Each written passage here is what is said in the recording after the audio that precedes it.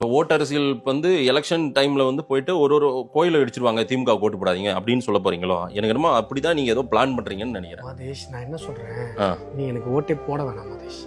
நீங்க திமுகவே ஓட்டு போடுங்க, இல்ல வேற எந்த கருமத்துக்கு வேணா நீங்க ஓட்டு போடுங்க. ஓட்டுங்கிறதே மறந்துடுங்க.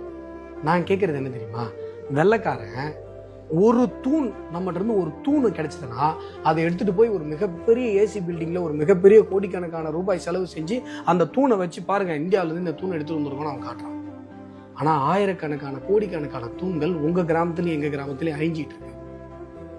அறநிலையத்துறை நாலு ஒரு மேனியும் பொழுதொரு வண்ணமுமா அழிச்சிட்டு இருக்கு.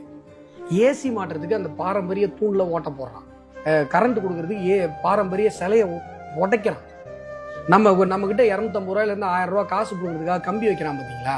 அதுல நம்ம ஃப்ளோர் இருக்கு இல்லையா, நமக்கு ஆயிரக்கணக்கான வருடங்கள் இயற்கையில எந்த பூகம்பத்தாலையும் புயலாலையும் மழையாலையும் சேதப்படுத்த முடியாத அந்த கோயிலுடைய அந்த ஃப்ளோரிங் தரைய ட்ரில்லர் வச்சு ஓட்டையை போட்டு அந்த கம்பி வைக்கிறான்.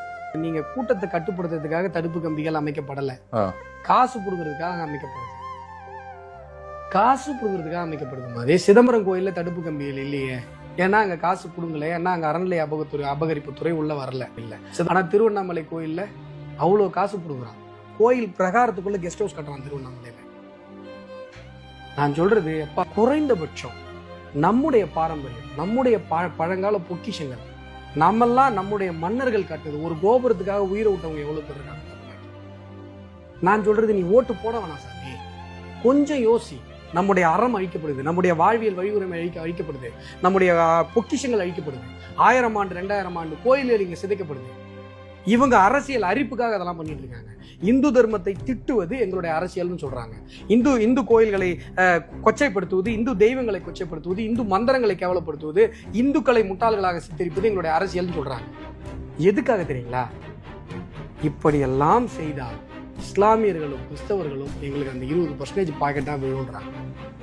இதை விட எங்களுடைய இஸ்லாமிய கிறிஸ்தவ சகோதரர்களை, அந்த பெருமக்களை கேவலப்படுத்துற விஷயம் ஒன்றும் இல்லைன்னு பிஜேபி பேசுது.